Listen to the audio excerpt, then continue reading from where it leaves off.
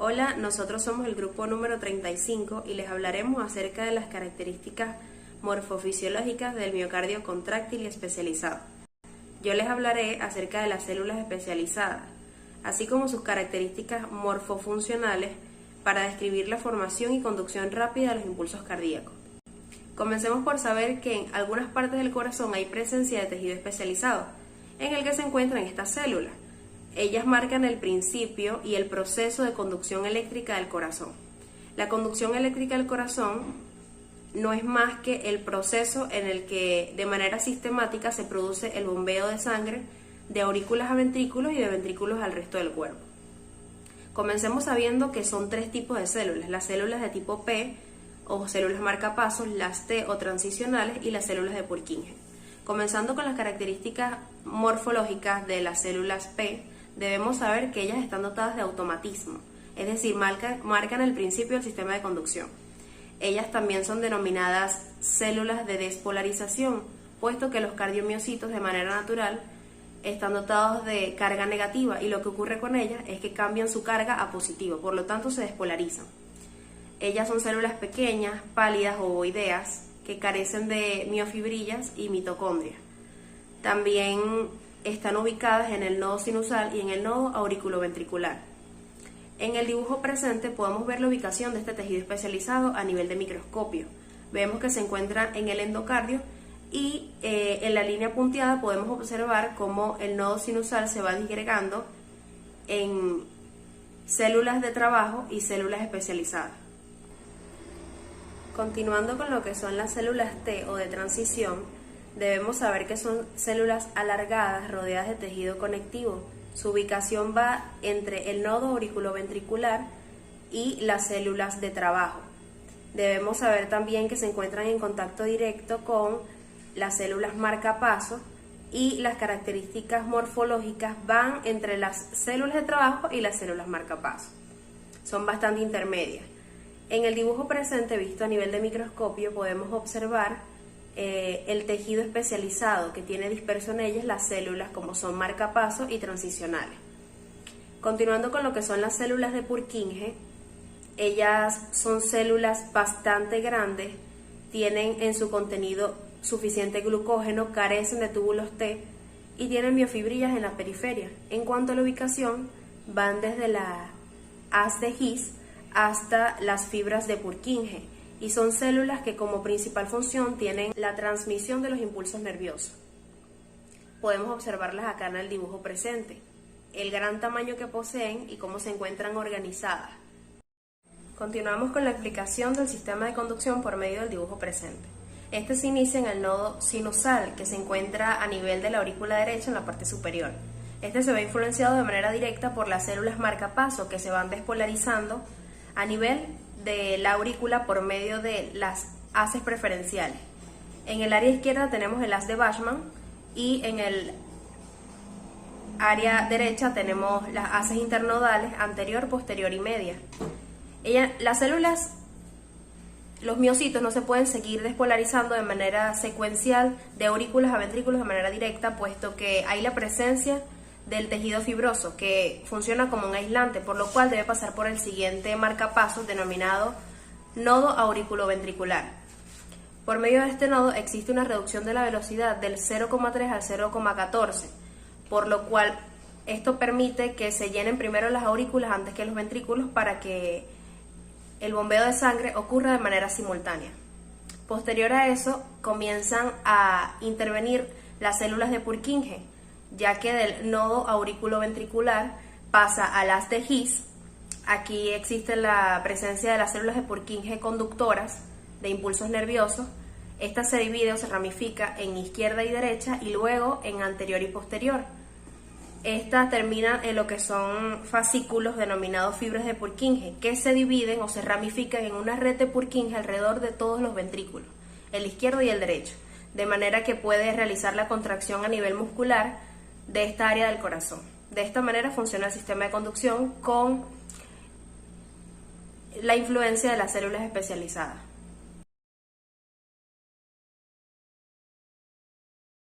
Una vez que las fibras miocárdicas han sido estimuladas por las células especializadas, ocurre una serie de eventos eléctricos que llevan a cabo lo que es el ciclo cardíaco. El ciclo cardíaco lo resumimos en el periodo de sístole, que es el periodo de contracción para que éste pueda bombear la sangre, y el periodo de diástole, que es el periodo de relajación del corazón luego de la contracción, es el periodo de llenado. Pero para que esto ocurra, es gracias a que estas células han sido dotadas de varias propiedades fisiológicas, que las podemos enumerar como el cronotropismo, que es la propiedad que tienen estas células de poder generar su propio impulso. Esto es más característico de las células especializadas, especialmente de las que se encuentran en el nodo sinusal y en el nodo auriculoventricular, pero estas células contráctiles también pueden generar su propio impulso si se ven obligadas, realmente están preparadas para esto. Tenemos el inotropismo, que es la facilidad con que estas células pueden contraerse, el lucitropismo, que es la facilidad con que estas células pueden relajarse luego de la contracción, la dilatación de estas células. Tenemos el vasmotropismo, que es la capacidad que tienen estas células de recibir impulsos, son excitadas a través de estímulos. Y tenemos el dromotropismo, que es más característica de las células especializadas, pues se encarga de la conducción de impulsos eléctricos a las células miocárdicas contráctiles. Ok, hablemos un poquito de la estructura de las miofibrillas. Estas miofibrillas están compuestas de mitocondrias de un 30-40%, es decir, su potencial aeróbico es bastante alto. Tenemos una membrana plasmática conocida como sarcolema, un citoplasma conocido como sarcoplasma, tenemos un núcleo bastante diferenciado, tenemos aquí unos discos intercalares, unas uniones gap y unos desmosomas, que estos tres forman lo que es el sinsitio funcional, que vamos a hablar de más adelante. Y también tenemos un organelo súper importante para la contracción, que es llamado el retículo sarcoplasmático. ¿Pero por qué es importante este retículo? Vamos a darle un zoom a esta imagen y podemos ver que aquí tenemos la membrana plasmática, donde se encuentra una invaginación conocida como túbulo T o túbulo transversal. En este túbulo T se encuentran los canales de calcio tipo L, que casualmente coinciden con el disco Z del sarcómero.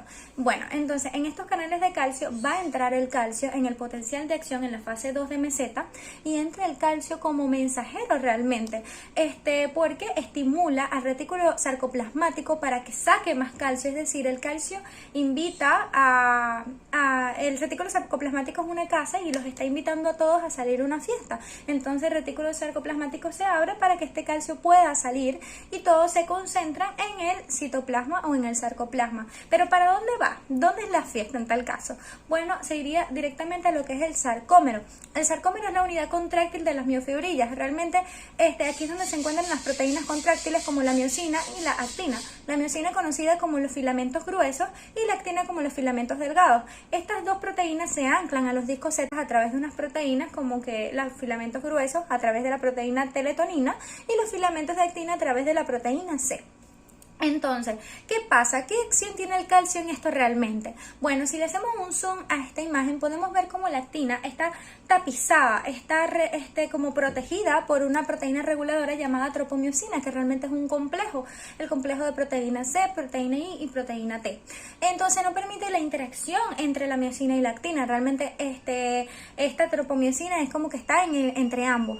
Entonces, aquí es donde viene el calcio a interactuar con la tropomiosina, específicamente con la troponina C, y hace que este complejo se desplace, dejando el sitio de unión descubierto para la actina y la miosina. Es aquí donde la miosina, acordémonos que la cabeza de la miosina tiene un sitio de interacción con la actina y tiene otro sitio donde contiene el ATP. Este ATP es hidrolizado, gracias a este calcio, es hidrolizado e hidroliza fosfato inorgánico y ADP, dejando así que la cabeza de la miosina y la actina interactúen de una manera con enlaces covalentes bastante fuertes y forman lo que son los puentes cruzados.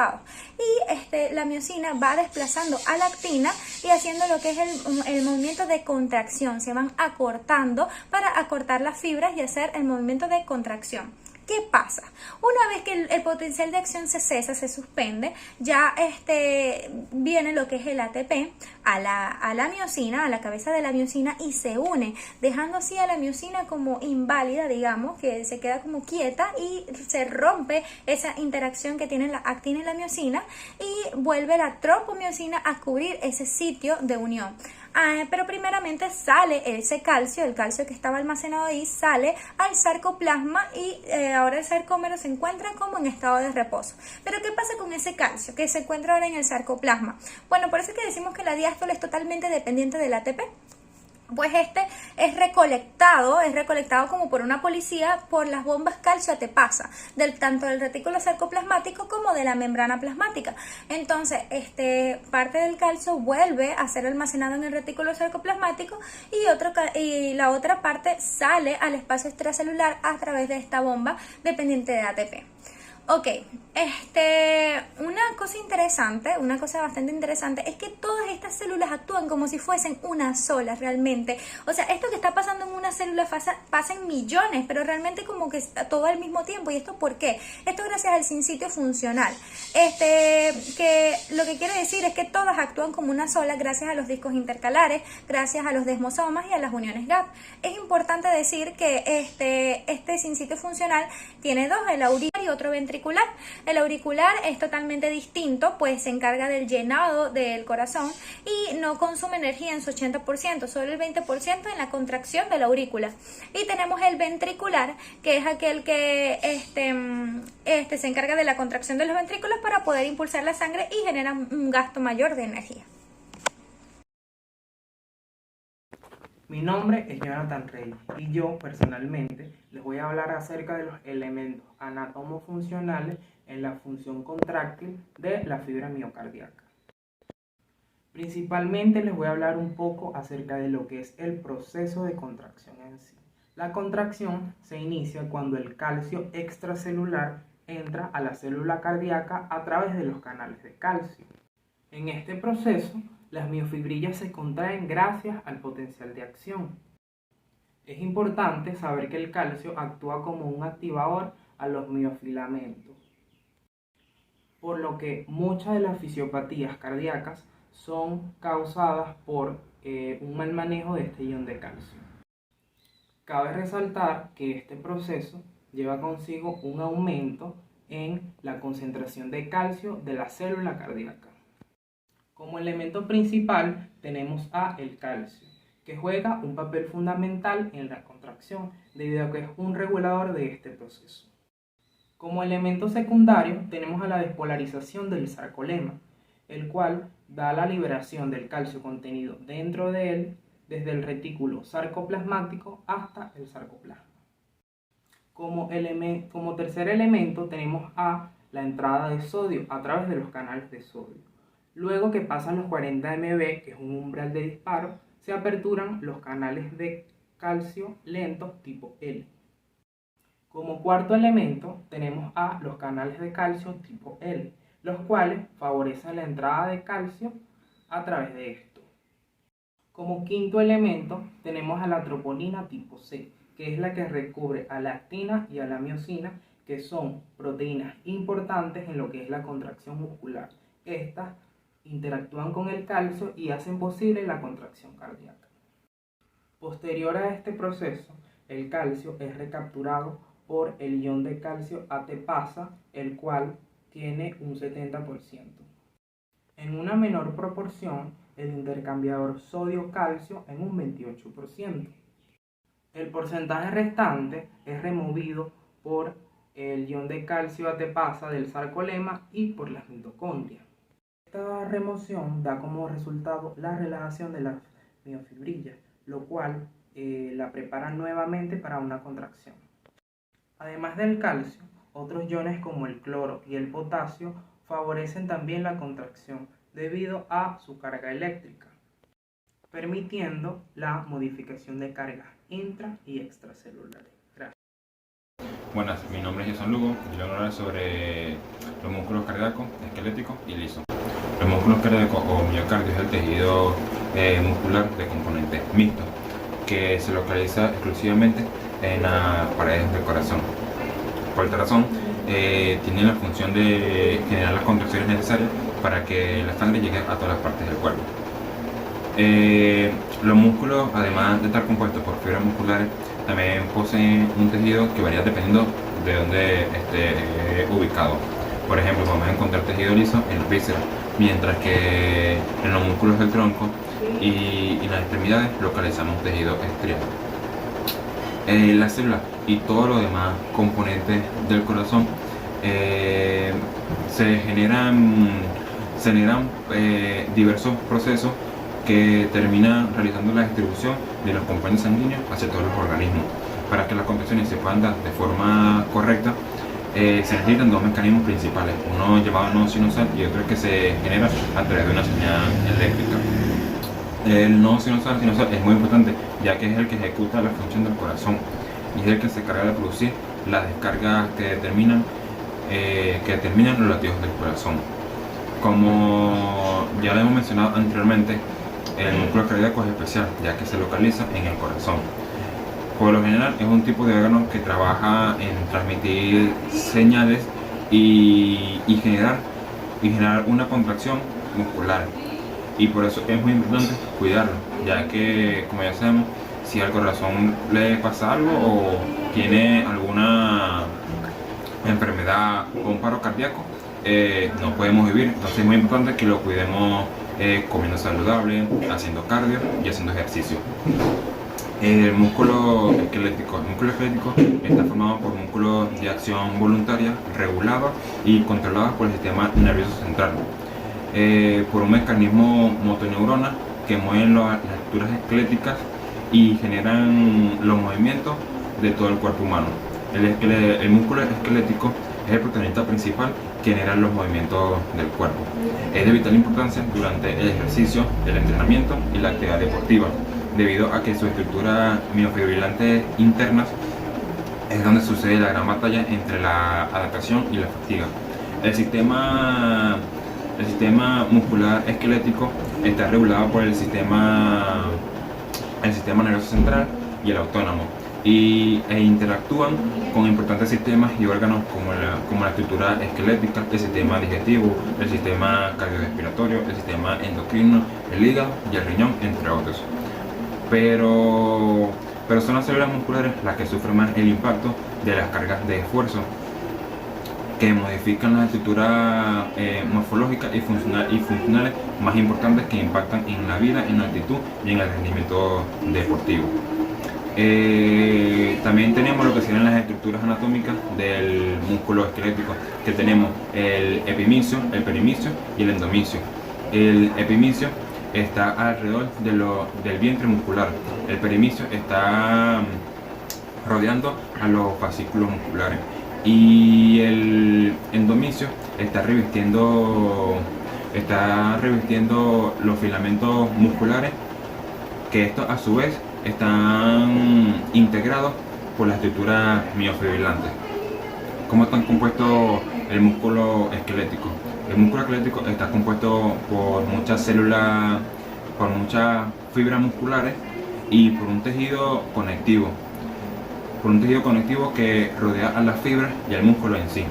El músculo liso es un tejido muscular que está ubicado en los órganos de la cavidad abdominal y pélvica, y que está compuesto por células y fibras que disponen de manera fácilmente lo que serían los músculos del tronco, las extremidades y entre otros. ¿Cómo está compuesto los músculos esqueléticos? Bueno, los músculos esqueléticos están compuestos por muchas células, actina, mioxina, filamentos y muchas células musculares. Buen día, mi nombre es Liliana Jiménez, soy de la sección 2 y les voy a hablar de los potenciales bioeléctricos en la fibra miocárdica contráctil y especializada. Entre estos potenciales está el potencial de membrana, el de acción, el de umbral, el de difusión y el de Nernst. El potencial de membrana es la diferencia de potencial a ambos lados de la membrana, que separa una solución de diferentes concentraciones iónicas. Cuando la membrana no recibe un estímulo de corrientes despolarizantes sobreumbrales, se dice que se encuentra en un potencial de membrana en reposo. El potencial de membrana se debe a la distribución diferencial de iones entre el interior y el exterior celular por medio de difusión. Este potencial de membrana se mantiene a lo largo del tiempo por el transporte activo de iones por medio de bombas, tales como la bomba sodio-potasio y la bomba de calcio. Estas proteínas usan energía de hidrólisis de ATP para transportar los iones en contra de su gradiente electroquímico, manteniendo así los gradientes de concentraciones iónicos que definen el potencial de membrana. El potencial de acción, también conocido como impulso eléctrico, es una descarga eléctrica que viaja a través de la membrana celular, modificando la distribución de carga eléctrica. El potencial de acción ocurre gracias al ciclo de despolarización de la membrana, la hiperpolarización y el regreso de potencial de membrana en reposo. En el corazón, la despolarización dura cerca de 2 milisegundos. La fase MZ y la repolarización tardan 200 milisegundos o más, por lo cual no se completa hasta que la contracción está más allá de la mitad de su ciclo. Como en otros tejidos excitables, los cambios en la concentración externa de potasio afectan el potencial de reposo de la membrana del músculo cardíaco, en tanto que los cambios en la concentración externa de sodio afectan a la magnitud del potencial de acción. La despolarización rápida inicial y la inversión son debidas al rápido aumento de la permeabilidad para el sodio. En tanto, la segunda fase de MZ se debe al inicio de un incremento lento, menos intenso y más prolongado en la permeabilidad para calcio. La tercera fase es la manifestación para el potasio. Este incremento produce la salida de potasio que completa el proceso de repolarización. El potencial de difusión es el potencial producido por la diferencia de concentración iónica a ambos lados de la membrana celular. La membrana excitable no tiene una dirección de propagación única, sino que el potencial de acción viaja en todas las direcciones, alejándose del estímulo hasta que sea despolarizado. El potencial de Nernst es el equilibrio electroquímico que existe en la célula, producto del equilibrio entre los componentes extracelulares e intracelulares. Este potencial relaciona la diferencia de potencial a ambos lados de una membrana biológica en el equilibrio con las características relacionadas con los iones en el medio externo e interno y la propia membrana. El potencial de equilibrio de Nernst posee un valor negativo cuando la membrana es permeable a los iones positivos y un valor positivo cuando la membrana es permeable a los aniones. El potencial de umbral es el punto en el cual se comienza el potencial de acción. Este valor está cerca de los 30 milivoltios o los 15 milivoltios.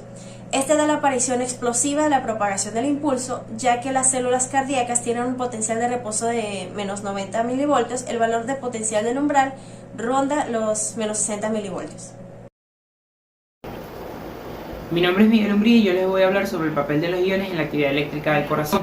Son iones que favorecen la actividad contráctil de las células musculares debido a sus grandes cargas eléctricas. Estos permiten que las cargas intra y extracelulares aumenten o disminuyan a medida que se abren o cierran los canales por los cuales estos se movilizan o las bombas que los transportan. La acumulación de estos elementos pueden traer diferencias o anomalías en las cargas. La permeabilidad del sodio y el potasio sufren cambios cuando hay la conducción del impulso nervioso. El sodio y el potasio permite que se genere el potencial de acción. Esto se debe a sus grandes cargas. El cloro permite la regulación del pH, puesto que ya esté controlando la regulación del pH, controla las cargas intra y extracelulares. El calcio juega un papel fundamental en la contracción muscular, debido a que este se une a la tropomina C, que recubre la actina, y puesto a esto deja libre los espacios de unión con la miosina para que se formen los enlaces. Posteriormente estos enlaces se destruirán a través de una bomba llamada ATPasa por la hidrólisis. Estos enlaces solo se romperán cuando los niveles de calcio disminuyan, y los niveles de calcio solo disminuyen por las bombas sodio-potasio que se encuentran en el retículo sarcoplasmático. Como todas las células de nuestro cuerpo, el corazón también posee una potencial membrana. Esto se debe a las altas concentraciones de iones intra y extracelulares.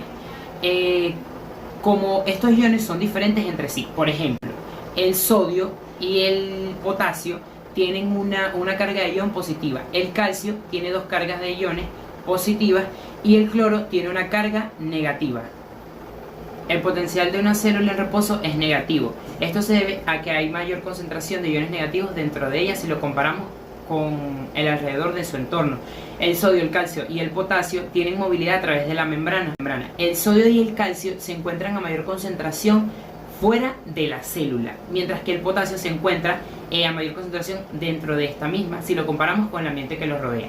Dentro de la membrana celular hay canales que permiten la movilización de estos iones. Como les mencionamos anteriormente, debido al aumento del potencial de acción de la membrana, los iones de sodio aumentan y estos penetran la membrana muy rápidamente. No hay un tiempo determinado, se dice que termina en una décima de segundo. Luego de esto, que los iones de sodio penetren en la membrana, los iones de calcio la van a penetrar también, gracias a que ellos poseen una gran carga positiva. Luego de que los iones de sodio y calcio penetren en la membrana, el potencial de membrana vuelve a ser positivo. Una vez dentro de la célula, los iones de calcio liberan los demás que quedan en la célula para que se genere la proteína necesaria para las contracciones, convirtiéndose así el calcio en uno de los principales medios para que ocurran las contracciones musculares. Simultáneamente el canal del potasio se abre y estos iones se van a las cargas extracelulares. Con las pérdidas de iones positivos, el potencial de membrana vuelve a ser negativo. Una vez más ha ocurrido un gran cambio en la potencial membrana. De esta manera ocurre la carga eléctrica. Sin embargo, en este punto hay cantidades extra de sodio y calcio en la célula y cantidades adicionales de potasio. Estas cantidades deben volver a sus valores iniciales para que ocurra el siguiente ciclo en la membrana. Esta tarea se le debe a una proteína llamada bomba sodio-potasio, que expulsa el sodio de la célula e introduce el potasio. Si esta bomba no existiera, la vida de las células llegaría a su fin, pero gracias a la complejidad de nuestras células, esto sí se hace posible. Buen día, mi nombre es Andrés Jiménez y yo les voy a hablar sobre el potencial de acción de la fibra miocárdica contráctil y especializada. Primero, el potencial de acción, también llamado impulso nervioso, consiste en un cambio del potencial de membrana, en el cual va a ocurrir una despolarización seguido de una repolarización de la misma. Esto producto del intercambio de iones.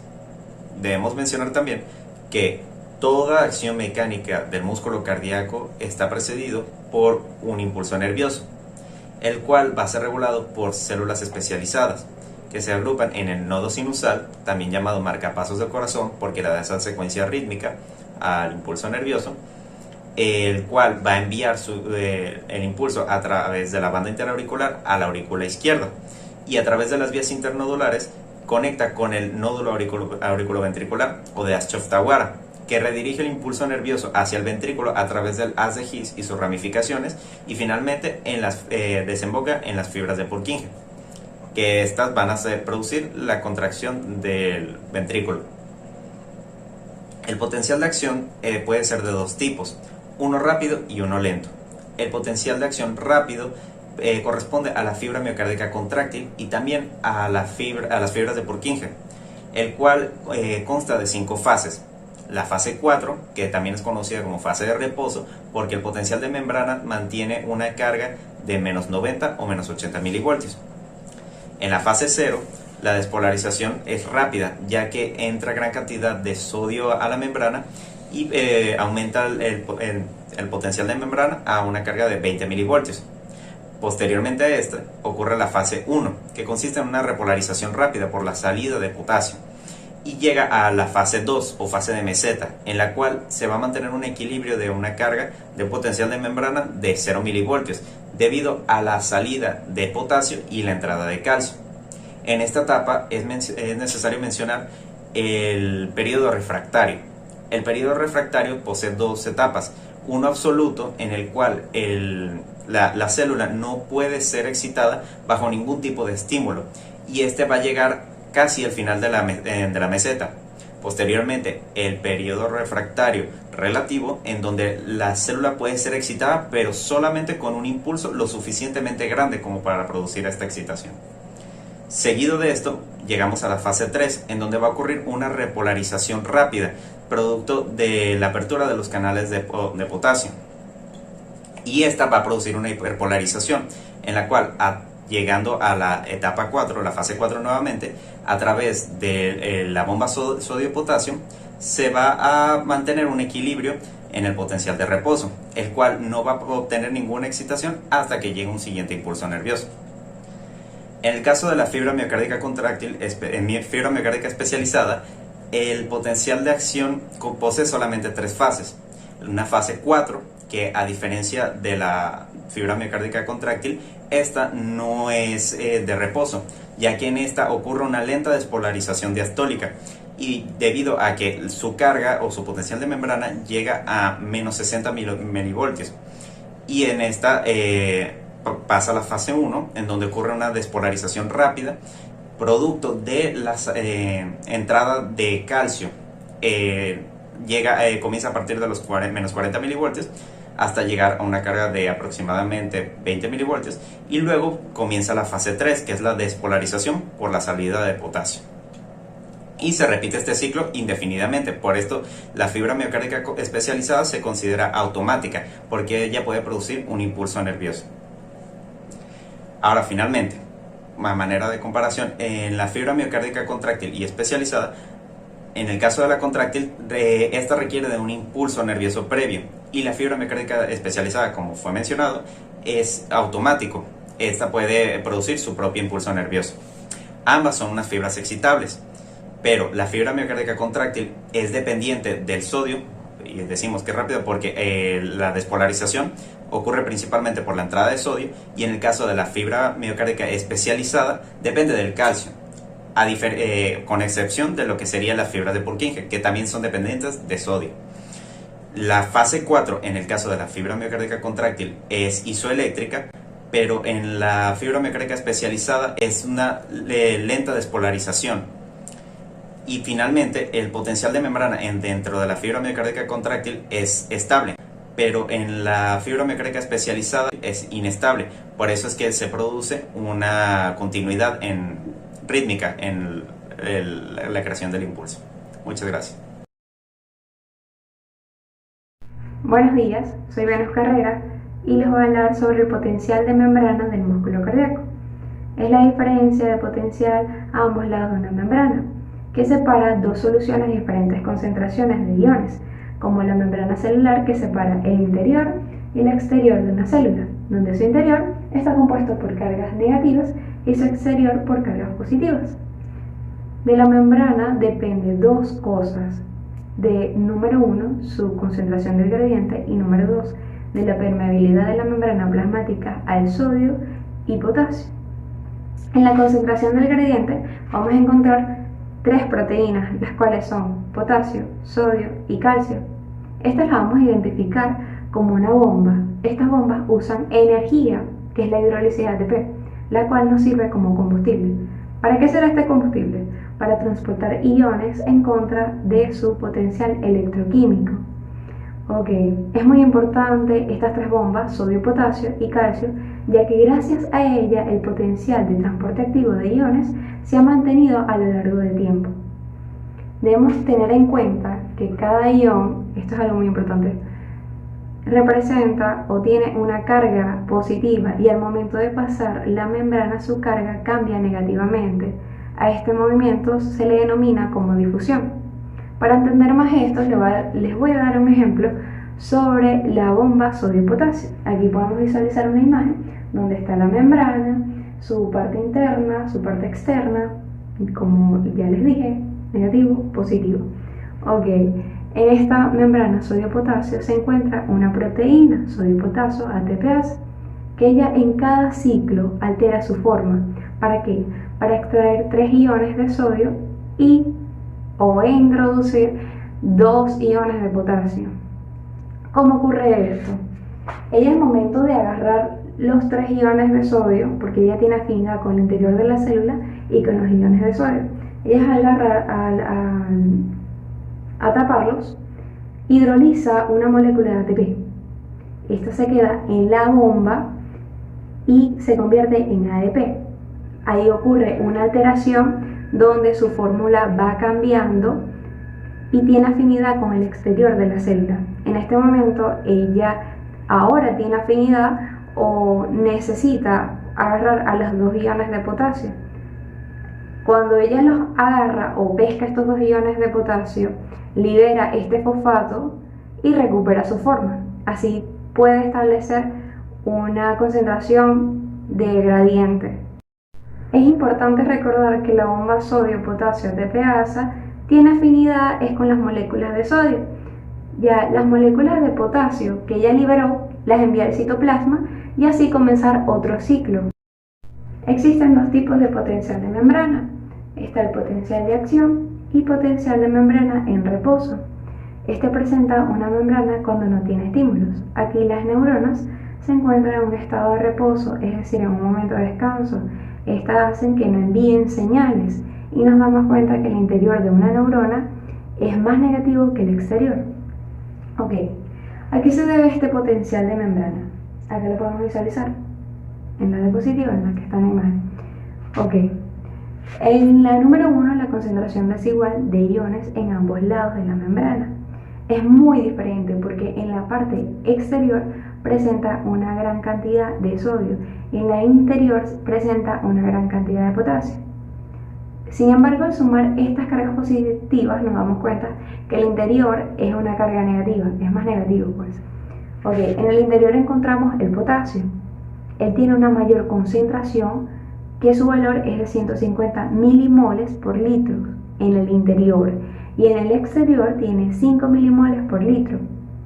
En este momento, con mucho potasio en el interior de la célula llega un gradiente de concentración muy fuerte, el cual hace que los iones de potasio salgan al exterior de la célula. ¿Cómo ocurre esto? En el momento en el que el potasio se encuentra como atrapado, porque cuando el potencial de la membrana se encuentra en reposo, los canales de sodio y potasio están cerrados. Entonces él trata de buscar una escapatoria para ir al exterior con una carga positiva. ¿Cómo él hace esto? Él se da cuenta que en la membrana están dispersos unos canales de fuga y él atraviesa la membrana por uno de ellos, llevándose una carga positiva. Ok, el número 2 está en la incapacidad de la mayoría de los aniones en abandonar la célula, es decir, las moléculas que presentan cargas negativas no se les hace fácil salir de la célula o de la neurona, como por ejemplo las proteínas que presentan cargas negativas. Un ejemplo de ellas son las que se encuentran en el citoesqueleto, acá las podemos observar en la imagen. Ok, ¿qué funciones tienen ellas? Como segundo mensajero o de señales internas.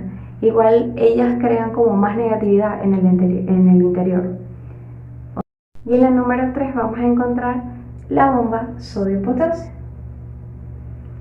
Ella es un transporte activo primario porque, como vimos en la explicación, tiene afinidad con las moléculas de sodio, donde extrae 3 iones de sodio, hidroliza un ATP porque altera su forma, los libera al exterior.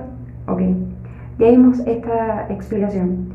¿Qué quiero decir? Que la bomba sodio-potasio es un factor que favorece en el potencial de membrana en reposo, porque en ella las neuronas pueden llegar a excitarse y así generar impulsos electroquímicos como son los potenciales de acción. Es ahí donde se ve alterado este equilibrio. Cabe resaltar que el potencial de membrana en reposo es de aproximadamente 70 milivoltios, es decir, que el interior de una neurona es 70 milivoltios menos que el exterior. Muchísimas gracias. Hola, mi nombre es Fernanda Calderón y yo les voy a hablar sobre la velocidad de conducción en el músculo cardíaco contráctil y especializado. Ya conocemos la secuencia del sistema de conducción. Este comienza por el nodo sinusal a través del miocardio.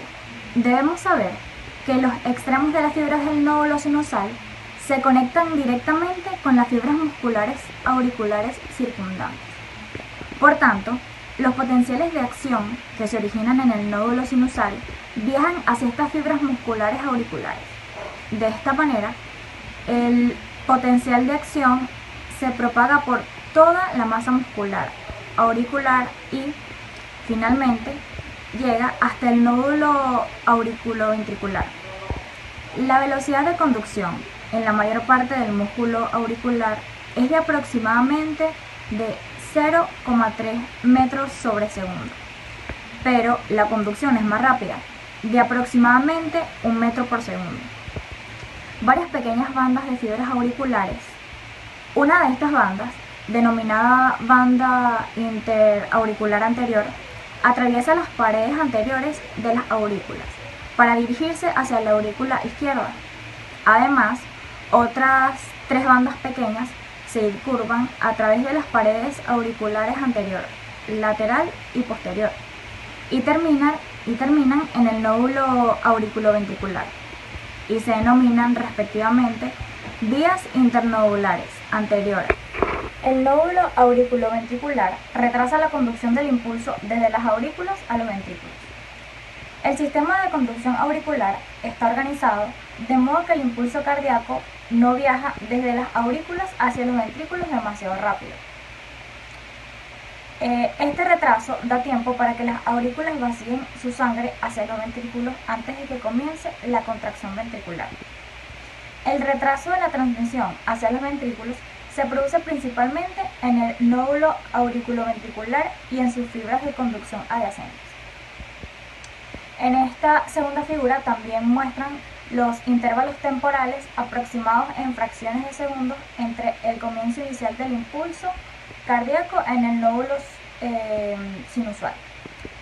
Obsérvese que el impulso, después de viajar por las vías internodulares, llega al nódulo auriculoventricular aproximadamente en 0,03 segundos después de su origen en el nódulo sinusal.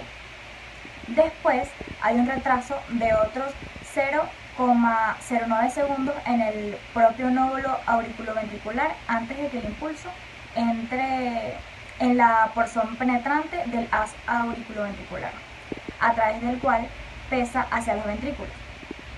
Se produce un retraso final de otros 0,04 segundos, principalmente en este haz auriculoventricular penetrante, que está formado por múltiples fascículos pequeños que atraviesan el tejido fibroso que separa las aurículas de los ventrículos. Causas de la conducción lenta. La conducción lenta en las fibras transicionales, nodulares y penetrantes del haz auriculoventricular está producida principalmente por la disminución del número de hendiduras entre células sucesivas de las vías de conducción, de modo que hay una gran resistencia a la conducción de los iones excitadores, desde una fibra de conducción hasta la siguiente. Por tanto, es fácil ver por qué se tarda en excitar las células sucesivas. Transmisión rápida en el sistema de Purkinje ventricular. Estas transmiten potenciales de acción a una velocidad de 1,5 a 4 metros sobre segundo, una velocidad aproximadamente 6 veces mejor que la del músculo ventricular normal y 150 veces mayor que la de algunas fibras del nódulo auriculoventricular. Esta velocidad permite una transmisión casi instantánea del impulso cardíaco por todo el resto del músculo ventricular. Ahora, respecto a la transmisión del impulso cardíaco en el músculo ventricular, una vez que el impulso llega a los extremos de las fibras de Purkinje, se transmite a través de la masa del músculo ventricular por las propias fibras musculares. Ventriculares. La velocidad de transmisión es ahora solo de 0,3 a 0,5 metros sobre segundo, una sexta parte de la velocidad de las fibras de Purkinje.